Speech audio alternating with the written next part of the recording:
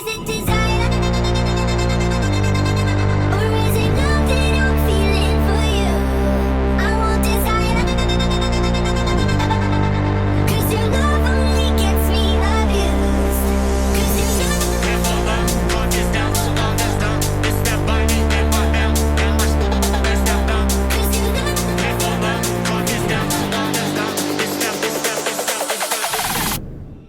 Is it desire?